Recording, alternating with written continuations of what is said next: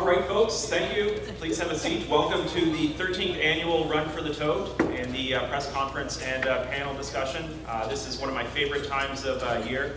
Great to see so many familiar faces, meet some new friends, and the Leafs are mathematically eliminated from the playoffs already at this time of year, so I was told that might be a bit of a bone of contention here, but it is one of my favorite things about this season as well. The format for today, basically what we are going to have, we have a keynote speaker, Lance Dawson, who we will introduce up shortly, and then some of the elite athletes, relay teams, and officials that have come from around North America to participate in this event. At this time, I'd like to introduce Steve Thomas, who is the co-instructor and longtime race announcer of Run for the Toad. And I'd like to introduce you to our longtime friend and almost like a family to us, Ryan Melcher, who came in from Vancouver. We've known Ryan since he's been 17 years of age. He's been a great participant in 7 World Championships for Canada.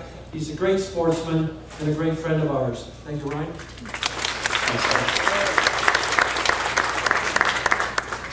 And Steve, who has been the race announcer for the Toad, and again will be providing commentary and some jokes that probably won't go over so well. Granted, I wrote them, so you can yell at me for that.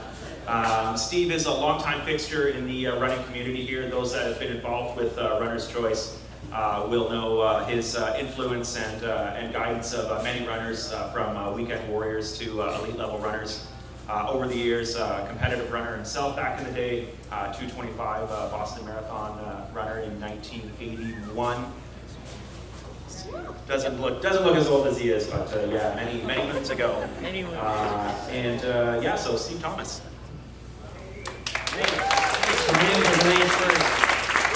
It's always a great honor and privilege to be the race announcer and be part of the greatest trail road race in Canada. And so it is an honor. It's also an honor to introduce our guest speaker today, Lance Dawson.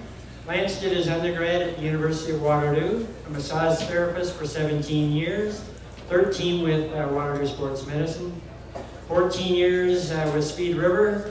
He has worked running club. He has worked with athletes from weekend warriors to Olympic level runners, participated in multiple Olympic trials, both pool and track. It's my pleasure to introduce Lance Dawson, who will give a 12-minute presentation on running is a two-way street. Lance?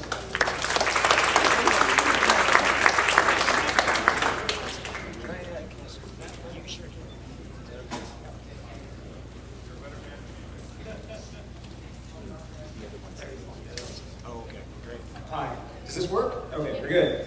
So thank you for the introduction, guys. I really do appreciate that. I think introductions in general are fairly important, just so you have an idea of people's backgrounds and potential bias and whether you figure out whether they know what they're talking about or not. So I appreciate the introduction. I want to start off by thanking George and Peggy for having me do this today. I am sincerely honored to be a part of Run for the Toad. This is a nationally or international class event, and so, you know, initially the Run for the Toad was done well, but they have built this up to an amazing quality event, and I am just so happy and excited to be a part of it. I hope you guys are as well. So thank you very much for letting me do this. I know George for a while. I'm just getting to know Peggy, but I'll tell you how George does it, how he built it up. I don't know if it's a secret, and I don't know if you've talked to him. He's really bashful and shy about how he does it, so I'm going to tell you the secret to Run for the Toad. He takes care of details, and he builds on every year. I think, well, you can't take anything else, and everything's done. And every year he finds one more detail. Oh, I could have done that better. Yesterday I saw him in here mowing grass. I'm not kidding. He was mowing the grass. Wow, this guy is detail-oriented. And when George and I talk a lot about how to make something successful, I think that's what it always comes back to. We talk about how to take care of the details, and that's what separates you from the rest of the crowd. And that whole idea of taking care of details is something that I try to do in my practice as a massage therapist, working on weekend warriors and recreational runners, all the way up to some of the elite runners that you're going to get to meet today on our panel of experts. And it started when I was, I've been with the Guelph Griffins and Speed River Running Club now for 14 years. Been working on all their elite guys and the Olympians. But back when I started, I found myself, Dave Scott Thomas is their head coach, and I came back more from a cross-country and middle distance background. Didn't know a lot about track. So he had promised me international travel and exotic locations. So here I am in the dead of winter in Findlay, Ohio. Kept his promise. We're in the middle of nowhere. And I'm trying to learn about these kids that are doing 400-meter runs and 800-meter runs. And so we got off the bus, and you have 10 minutes to get ready in the hotel, and then you run across through the snow, and you get over the track so that the guys can warm up and check things out. And I said to Dave, how fast can these guys run 400 meters? What's good? What's bad? I'm trying to educate myself so that I can treat them, we can work on their injuries and that sort of thing. He said, well, if they're running 55, 56 seconds, that's not bad. 58, I don't even know if they'd be on the team. 58, 2 seconds, they're gone. I was amazed. I was like, 2 seconds. So he's trying to educate me, and I'm asking him, I said, so what separates the rookies from the vets? How's that, what separates these guys? And Dave said, well, they take care of the details. The veterans take care of the details. They get lots of sleep, they pay attention to their eating, they get massage therapy, they do their ice baths and stuff, and they train, and they work hard. And I thought, yeah, that's really cool, because I try to do that in my practice, take care of the details. And so I thought today, when George had asked me to be a guest speaker, what I could possibly add to a group of people that are passionate about running. Some of them are elite, some of them are recreational. Because runners really crave information. I've never seen a demographic of athletes like runners. We've got GPS watches, and we've got heart rate monitors, and we've got Fitbits and Timbit. No, we don't have Timbits. Timbits right. But we have all sorts of stuff that we're, garnishing information from all the time. But I'm not sure that with all that information, we digest it, but I'm not sure we really synthesize it and we start to utilize it in our running programs. And really that's what I want to talk to you about today. What maybe we can learn from the elite guys, what they can learn from us, because running really is a two-way street. And one of the things that I see all the time in my practice with our recreational runners, and occasionally the elite guys as well, they're not paying attention to, or we are not paying enough attention to recovery in our program. And that is a really key thing. It's as important as the catabolic portion of your training.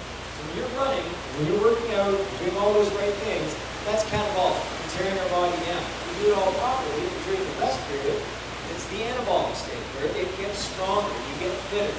But somehow we lose, that gets lost in translation, and we don't take advantage of the recovery time. So when I have runners come in and they say that they've got ITB syndrome or Achilles tendonitis, that sort of thing, and I talk to them about, well, when's the last time you had a day off? What sort of running program are you doing? What sort of restorative things are you taking advantage of?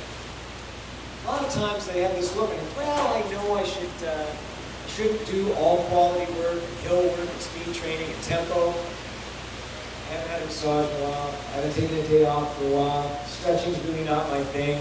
Not really into yoga. And so it's really about bringing them back, saying, look, this is an important detail. And we all know it, right? Everybody's read articles in Canadian Running Magazine and whatever, you access for information. It talks about recovery all the time. There's a lot of really great research coming out right now where they're talking about the benefits of longer, slower mileage, and right down to the cellular level, what the mitochondria, how they respond to that. And that's exciting. But if you can read an article like that, and you sort of digest it, oh, that makes sense to me, but then how do you turn around and implement that into your own running program? So that's really, if you get nothing else out of my 10 minutes today, I really want you to take that home and say, I have to start looking at some balance. And one of the other things I get excited about when I get to do these things is that, I get to hang out with people that are so big in the running community, recreationally, elite, that sort of thing. And I was just talking to the Zell coach before I came up here, who's a fantastic local area runner, saying that he's just come off an injury, but the downtime has been really, really exciting for him because now he's ready to go tomorrow And I hope you ride your flippers because it might throw you off. Anyway, so from a recreational standpoint, you can look to the elites who are running a lot more mileage than we are. They're certainly doing it faster.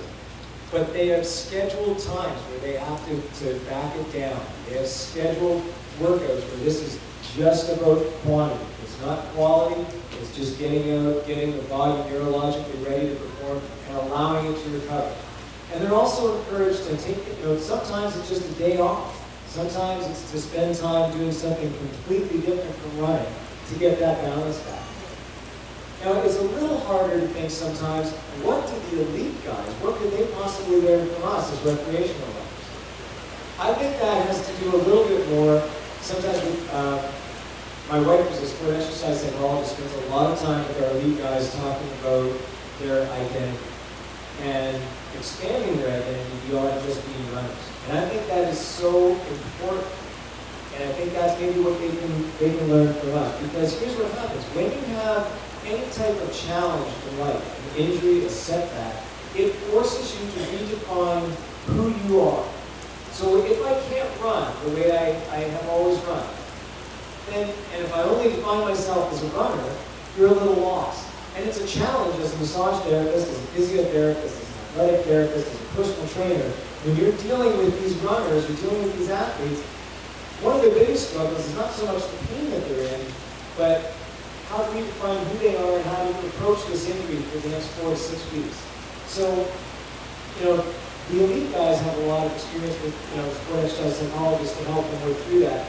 But as recreational athletes, because we're moms and dads and sisters and brothers and race directors and stuff, we all play all sorts of different roles. So if we can't run due to an injury at some point, yeah, it's disappointing, but we probably have a little bit more skill set to say, okay, I can't do the running the way I need to right now. Maybe it's pool running. Maybe I can go do something else completely different. But we developed that skill set. And so to my elite guys that I work on all the time, that's a challenge that I give to you. Make sure that at the end of the day, you see yourselves as more than just an elite runner. Because when that challenge does come down the road, you can't do the run that you want to do, you have to see yourselves as more. And I think you'll be okay during that trajectory of injury. I did get permission from Reed Gulsat to talk about him today, just briefly, because he's coming back from an injury right now. He's one of our Canadian marathoners, and he's up to running 7 kilometers. So here's a guy who's doing 200 miles a week, and he's doing 7 kilometers, and he's adding 400 meters every run. Think about the discipline that takes for a guy that runs that much to be set back to a point where I can add 400 meters per time. And he's so disciplined at it, and I love that. Because that's the stuff that I want to bring to you, the recreational runners, saying, look, when we are injured, it's about taking care of the details. How do we come back from that injury is just as important as what you're doing in physiotherapy and massage therapy, or wherever you're seeing to get better. It's how do you come back and taking care of those details. So, I know I have to wrap up soon. I was only given 12 minutes. I know it's a very brief talk, but I want you guys to have a fantastic run tomorrow. I want you to take away from this talk that we can learn from the elites. They can learn a little bit from us. But if you can seek some sort of balance in your approach to running, and when you read that next article, whether it's an actual research, an academic article, or whether it's just a snippet in a magazine, when it's talking about balance and it's talking about recovery and it's talking about making sure that you take those days off, that's really, really important. I don't want you just to read it, set aside, and keep going and running 6-7 days a week. Really take it into account. And as we get older, the game changes. The recovery becomes even more important. Okay? So from an injury standpoint, from a therapeutic standpoint, you will be so much further ahead by taking that extra time off. Your runs will get better. You'll be more passionate about the sport. There's so much benefit from just maybe taking a little time back away from it. I really appreciate you guys being attentive. I hope that we don't get soaking wet. I really want to thank George and Peggy again. It's been a phenomenal opportunity to get to talk to you today. Please take the time to ask your panel of experts all sorts of things, because there are years and years of racing experience here. And enjoy the run for the Toad. Thanks for having me.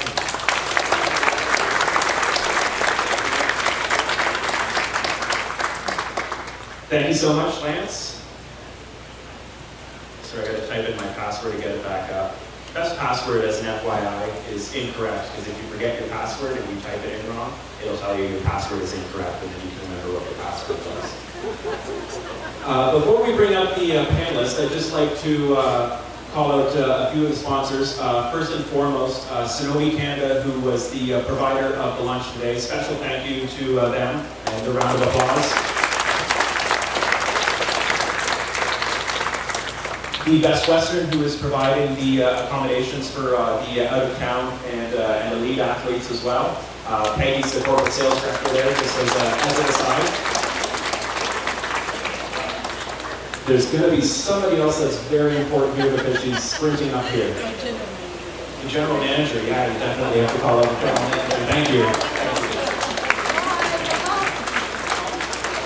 Tim Hortons, Runner's Choice, New Balance, Nike, and I'm going to be forgetting a few other ones, but thank you to all the sponsors and volunteers, especially that make this event possible. And thank goodness it's raining like this today, and this will be quite miserable to be out there tomorrow. The weather has been planned perfectly, just how George was mowing the lawn here earlier. The park got on a jetpack because he normally rakes leaves off the course, so they found a way to expedite that. He's got state-of-the-art lawn blower to clear the leaves, but yeah, we'll get this out of the way today, so tomorrow will be a little bit more comfortable. For panelists coming up, if athletes can be on my left and officials on the right, if you can start making your way up. I'm going to go through them. Joe Gray, sponsored by Scott, Spenco, and Neo Global from Colorado Springs, Colorado.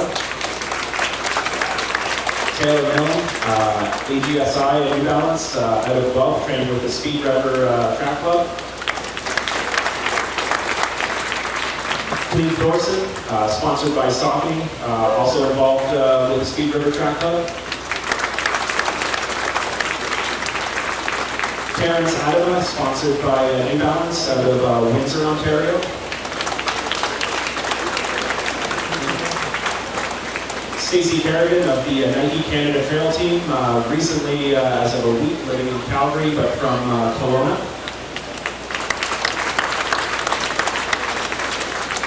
Brice Daka, originally from Morocco, now living in Toronto, and we've made him an honorary Canadian for the weekend. It's the Canadian flag on his badge, but we should have had a Moroccan one on for him. Armand LeBlanc, the president of the Association of Canadian Ultramarathoners.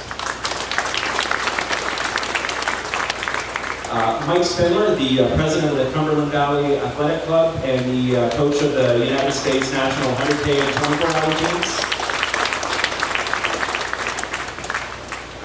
Dr. Kim Dawson, professor of sports exercise physiology at Wilfrid Laurier University. Sarah Wilbur from the GRCA, she's the fundraising chair and executive director. And Ron Eddy, who is the mayor of the county of Brant.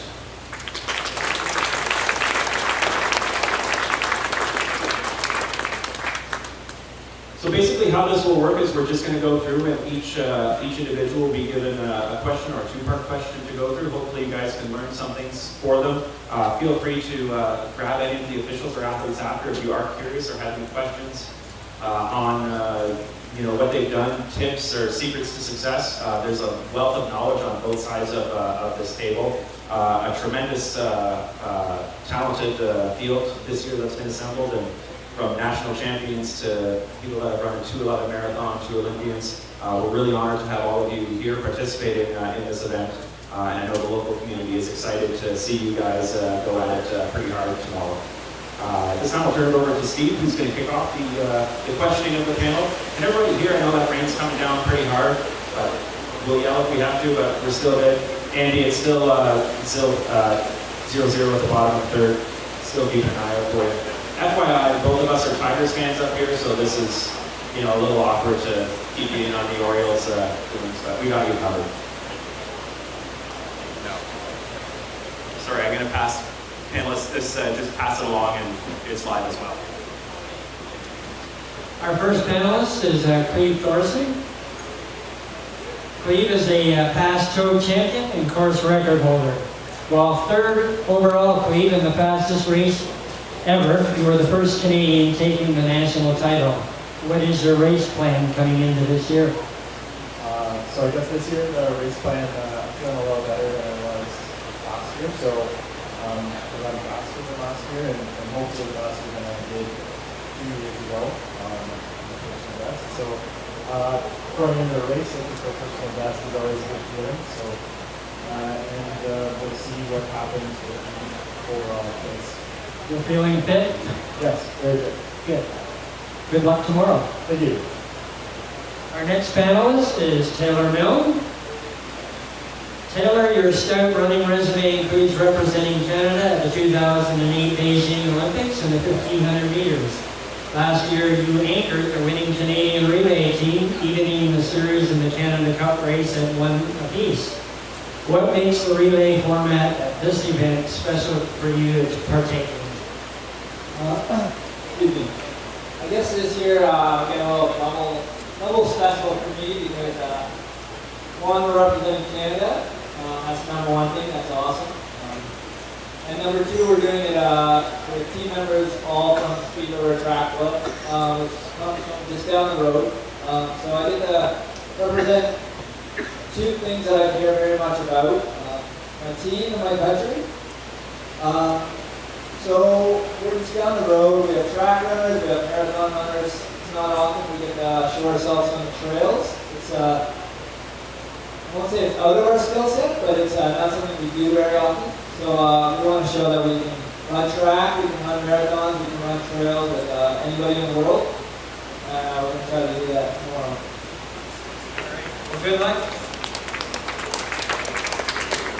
Next up, we have Joe Gray from Colorado Springs, Colorado. Joe, your running resume is vast, from titles at the Mount Washington Road Race to the 15K US Trail Championships, USA 50K Road Championships with a PR of 2 hours and 55 minutes, and then pretty much everything in between that you've done in there, sky running and mountain running. It's exciting to have you coming up here to compete at the Toad. What makes you successful at such a wide variety of distances and terrains? And then second part question is, what are your expectations for tomorrow? That's a tough question. I think for me, I just gotta focus. Whenever I have a goal, I want to be really focused, and even if I have a short period of time, I feel like I try to make sure I come in and prepare very 100% no matter what I'm doing. I feel like I have a good idea as to how to train for multiple trains, and so I've been able to just find some success in a variety of races. And the second part of that question was for tomorrow. I mean, I said earlier, I think you can only run as fast as Mother Nature will allow you. So we'll see how much this rain slows the course down. But I think definitely with the field we have, no doubt the record is in trouble. We got a lot of great athletes who are going to be out there pushing. So regardless of the rain, I think the record's in trouble. But in terms of running something, eye-locking, I don't know if that will happen with the start of the course. Awesome. Thank you. Thank you for coming. Thank you guys. Terrence Adama from Windsor. You won the prestigious and the oldest race in North America, the Around the Bay 30K, and numerous other short distance events. What mindset do you employ going into a race that's 20K farther than anything you've raced? Well, it's definitely a different mindset. It's like the mindset I would have going into a lot of other races I've done in the past. It's like, well, I'll try and do around 3 minutes or a little kilometer, but a race like this, I'm a lot slower. If I try and go 3 minute kilometer, that's not going to be good. I know that. But my race plan is just going to be trying to stick with Joe Gray here as long as I can, because he's a very talented runner. So I'm excited. So yeah. Awesome. Excited to see you out there tomorrow.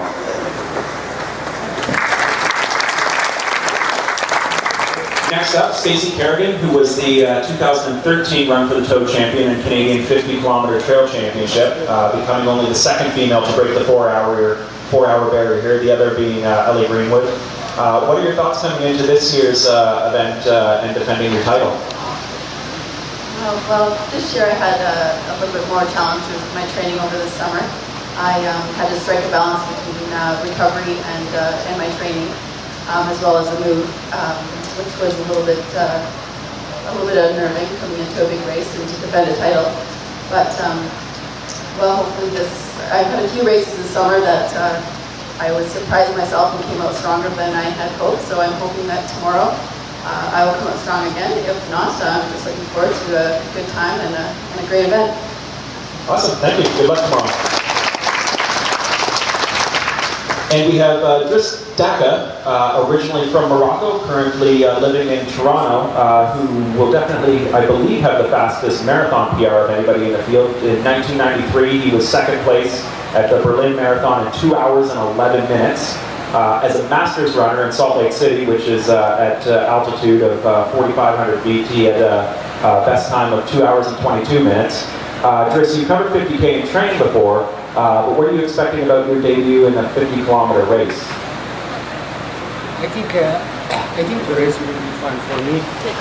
Closer. Because I practiced like 3 weeks ago on 45K course. I think it will be fun.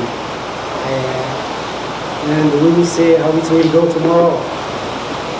Awesome, well welcome, and I believe if memory is correct, that you were the first Moroccan runner to participate at the Run for the Toad, so.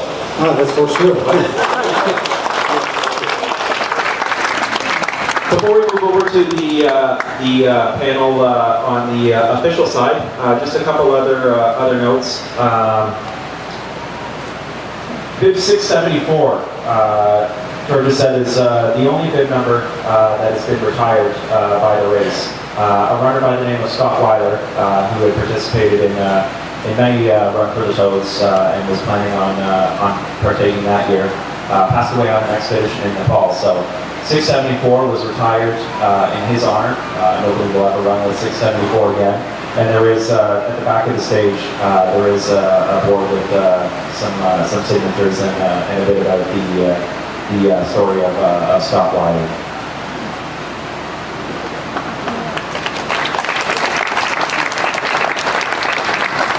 On the award side, and I just saw this today, and I think this is a phenomenal idea for awards this year that George and Peggy have come up with. I'll read it to you.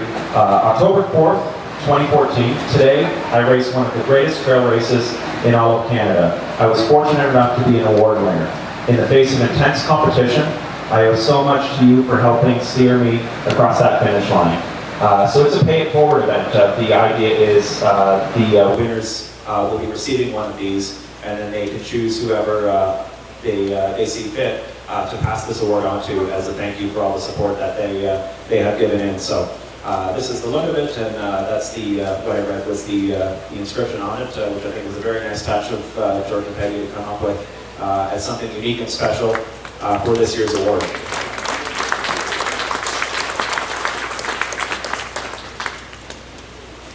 On the official side, leading off, Armand LeBlanc, who is the president of the Association of Canadian Ultramarathoners, and this is the 50K Canadian National Trail Championships for the second year in a row. Armand, you've put a lot of work and love into Canadian ultra running over the years. Also, as a side note, Armand is the only person left standing who has run every single 50K event at Run for the Toad.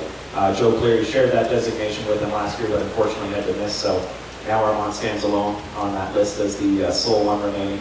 How has the evolution of ultra running in Canada progressed, and what do you think the future holds for Canada on the World Championship level? Thanks, Ryan. First, I'd like to thank George and Peggy to give us the opportunity to have the Canadian Championship again this year, second year in a row. And speaking of the championship, this is the second last race of the series. The last one will be Whistler this month in BC. That's going to close the series for 2014. Now we're in the planning for the series for 2015. The bids are coming in, and we're going to start putting the category together for 2015. Probably going to come out in January. I've seen the ultra running community in Canada grow immensely for the last 15 years. Especially with events like George and Peggy and their team of volunteers put together. It's a world-class event, and we need more of those. Everybody is trying their best across the country, but this is by far the best.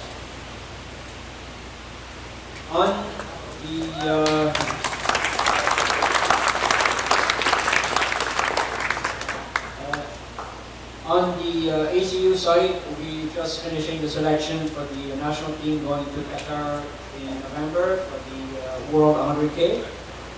We just finishing the selection, and it will be announced on our website who is going. And then we're working on the next year, the World Championship in Torino, Italy for the 24 hours in April. And the World Trail is going to be in Annecy, France in May. There's changes coming up with the world events. Starting in 2016, there won't be every championships every year anymore. It's going to be not every year. So 1 year will be the 100K, the following year will be the 24 hours, and then it's going to be like this from 2016 on. This way, athletes have a better chance of 2 years to get better trained for the world event, instead of having to train every year, and it's coming pretty fast. And it's going to make for a bigger pool of athletes to select from. So we're doing pretty good. Canada, more and more people are starting to get into the ultra running. We had a new event this year in Calgary, the 50K.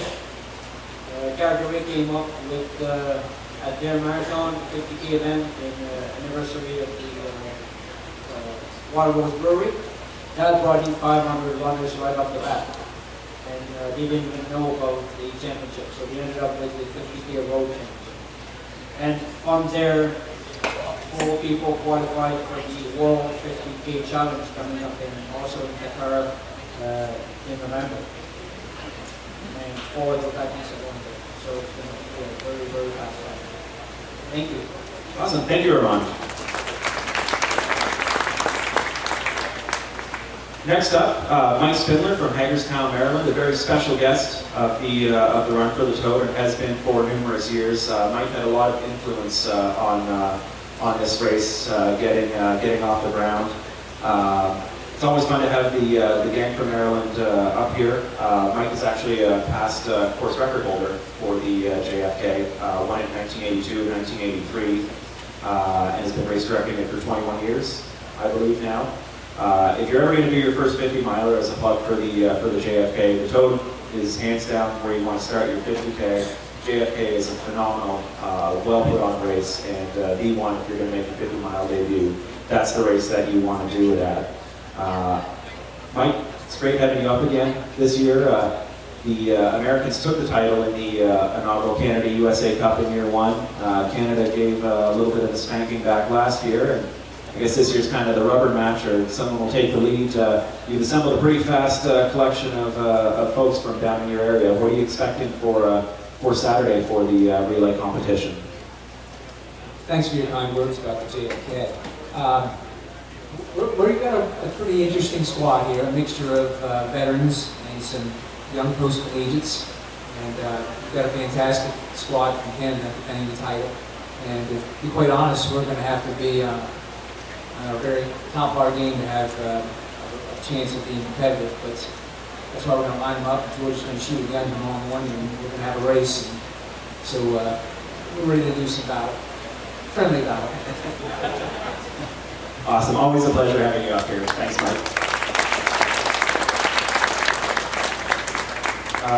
Next, Kim Dawson, who is, as I mentioned in the intro, is a professor of sports and exercise physiology at Wilfrid Laurier. Psychology, sorry. Autocorrect on this thing.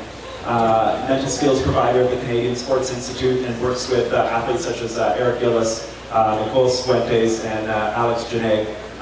Kim, what goes into the mindset of the athlete in terms of where you get involved in that aspect? Well, a lot of athletes spend a lot of time developing their physical fitness, and they spend a lot less time developing their mental fitness. And so sometimes what I see is a lot of athletes inadvertently sabotaging their potential because they can't get the consistency or the transference from all that time they devote to practice to getting the competitive outcomes that they want. So I've had the fortune to work with athletes on a number of different levels. And the first level is just taking the time to build an overall model of productive thinking. And so certainly some of the guys on the panel, like Taylor and Terrence and Quiddy, have devoted that time to making sure that they're mentally strong and mentally tough. Because particularly at the longer distances, it's a game of mental discipline. You can talk yourself in and out of that race in that 2 and 3 hours. So they've devoted as much time to making sure they're stable mentally as they are stable physically. So I also will then work with individual mental techniques, looking at things like how we build confidence, how we deal with nerves before races. And for example, with Eric Gillis, who's got the marathon coming up in a couple of weeks, he's got his physical race plan, and we're segmenting it to make sure that he's got the words and the visions and the motions that are going to go with that, to make sure that it'll help him get the best outcome that he is working really hard for. Thank you so much. Next up, Ron Eddy, the Mayor of the County of Brant. It's an honor to have you here. Thank you for coming. Briefly, if you just want to talk about what does a race like this mean to the area and the community? Well, it means a very great deal, and it's my pleasure to accept the kind invitation forwarded by George to be here, and not just because it was a luncheon, but because of this activity. I assure you. But it is absolutely wonderful, and it's with great pride that I express appreciation of Grand River Conservation Authority, not only for this outstanding flagship park, but for all the walking, running trails throughout the municipality. Brant is beautiful because you can run in any direction, east, west, north, and south, and some others as well. And that's because the city of Brant, the county of Brant, and GRCA have worked together to put all these trails, and people are using them. Why is racing important? Well, it's good for you, but secondly, it's inspiring to the people, to the population. And we now find that every service club and every group that wants to fundraise, they don't go door to door and extract. They have a race, and it gets people out. People are running, and it's because of you people, the inspiration that you give to people. Thank you so much for what you do. And the very best to you in the future in Sonora, and I want to disclaim any responsibility for this damn weather. Thanks a bunch. Lastly, we have Sarah Wilbur, who is the Executive Director and Fundraising Chair for the GRCA. We're going to call her up to the stage. We do have a special presentation here that we'll get her involved in.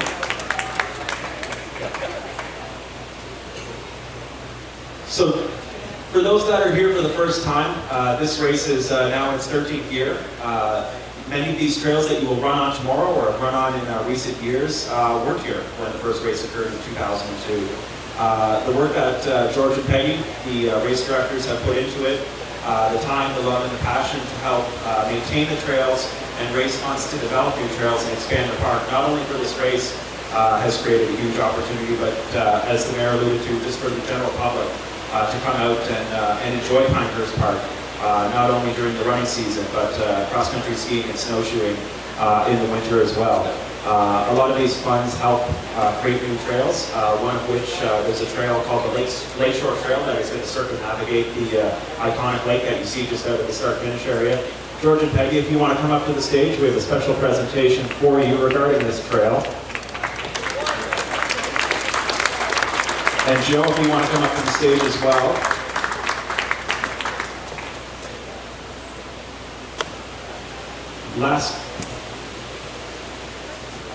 Last week, the decision by the GRCA board was made unanimously that in honor of the work that both of you have done over the years for this event, the Lakeshore Trail, officially as of now, will be called the Sarsen Trail.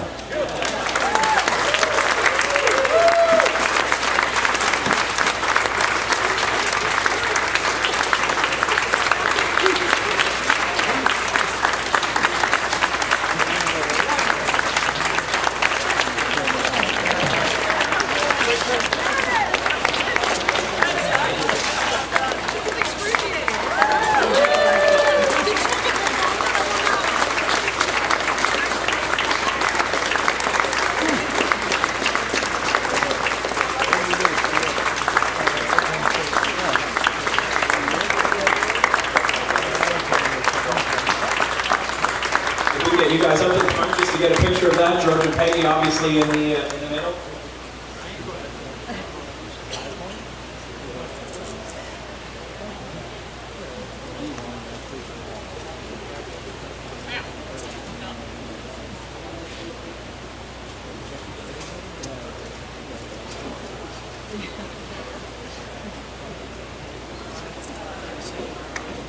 Thank you. Yeah, I promised Maggie that you didn't have to do any speeches, but if you would like to say something before we adjourn for the night to reconvene tomorrow for the race, the microphone's all yours. Wow. Again, thank you enough. What a pleasure for Peggy and I to be here today and be in this company of all you fine people.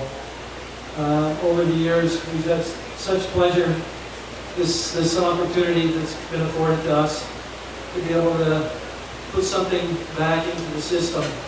It's just been great. You know, we've been here for the last bunch of days, and I can't say enough with regards to the relationships. First and foremost, our volunteers. There's been probably 5 or 6 individuals that's been here for a week. They actually take their holidays, make this their holiday time, and they contribute back for others. It's been so special for us. All the relationships, the connections through the training run in the summer. Our training run in the front summer, there are 400 people, or nearly 400 people. That relationship was extremely important for us. It was also a learning relationship. Now, interesting enough, we're going to make some changes and some modifications in the coming year. We see some great opportunities here. We also see some great opportunities within the running community. And the running community is extremely important. And for many reasons that Mayor Ron Eddy touched on.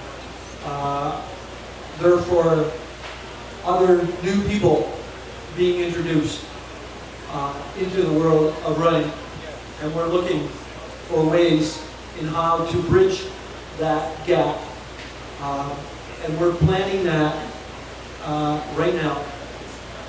We're looking around, we're asking a lot of questions, and we're building some additional foundation for the coming year. And again, we could not do it without all the unique athletes and coaches that are here with us today. I can't thank you enough. I've always said to myself, wouldn't it be nice to run in a race, a trail race someday, where I could run in the same race with the best athletes in North America. And here they are today. So thank you for being here for us. Thank you, volunteers. Thank you, GRCA. Our business partners, Tom Morley and Carol Ann Hayes. Where are you? Carol Ann, Tom. Without them, Peggy and I could not do what we're doing right now, because they've afforded us the opportunity to be able to take the time and the position to be able to bring this together. So thank you very much. Some of our other business associations are here today. Nigel Reed, Frank McDougall, thank you. Thank you, everybody, so much. We love you all. Thank you, everybody. Bye.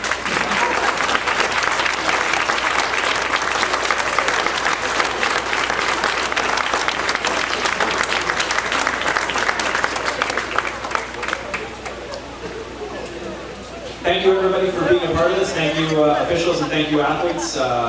Good luck tomorrow. Get a good night's sleep. This rain will stop according to the forecast, I promise. And tomorrow, what's exciting to kick us off is a kids race with 60 kids that'll do a 1 kilometer race before we get the 50K and relay underway. Thank you so much. See you guys tomorrow.